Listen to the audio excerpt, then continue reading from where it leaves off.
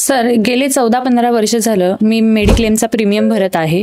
हेच पैसे जर मी बँकेत ठेवले असते तर दुपटी तिपटीने पैसे मिळाले असते. आणि तसंच मी आत्तापर्यंत एकदाही हॉस्पिटलायझेशन झालेले नाहीये. तर मग मी याच्यापुढे माझी पॉलिसी रिन्यू करू शकते का? त्याबद्दल तुम्ही काय सांगू इच्छिता? चांगला प्रश्न आहे असं मला वाटतं तुझा. किंवा बऱ्याच लोकांना, आपले जे क्लायंट आहेत त्यांचे बऱ्याच जणांना असं वाटतं की आमचे पैसे वाया जातात काय. सो मेडिक्लेम इन्शुरन्स हा कधीही वाया जात नाही. हे पैसे कधी ना कधी कोणाला कोणतरी उपयोगी येतात.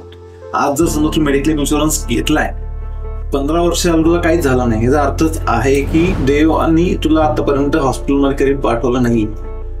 बरोबर. पण हॉस्पिटलचा जो खर्च आहे हा कोणाला येऊन गेलाय.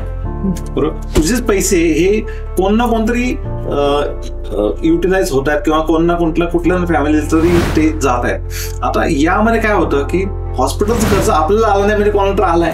बरोबर. म्हणजे 100पैकी 3 ते 4 लोकांना खर्च येत असेल तर हे 97 मध्ये दरवेळेस तू आलीस. ओके. तेव्हा मेडिक्लेम इन्शुरन्स हे कधी पैसे वाया जात नाही. आज जर समजा तू 3-4 लाख रुपये म्हणते की बँकेमध्ये ठेवले असते, एक म्युच्युअल फंड ठेवले असते, 3-4 लाखाचे म्हणजे 7-8 लाख रुपये झाले असते.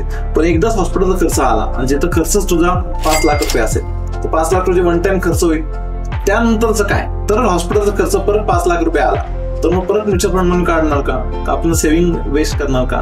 त्यासाठी मेडिक्लेम हे दरवर्षी आपलं रिन्यू करत राहणं गरजेचं आहे. दरवर्षी पॉलिसी आपण रिन्यू करत राहू. आपल्याला कोणता आजार होऊ न हो, आपल्याला जर कोणता आजार झाला तर मेडिक्लेम येणारच आहे. Thank you sir. आज मला कळली पॉलिसी किती महत्त्वाची आहे. तर असंच अधिक माहितीसाठी जाणून घ्या, या नंबरवरती संपर्क करा.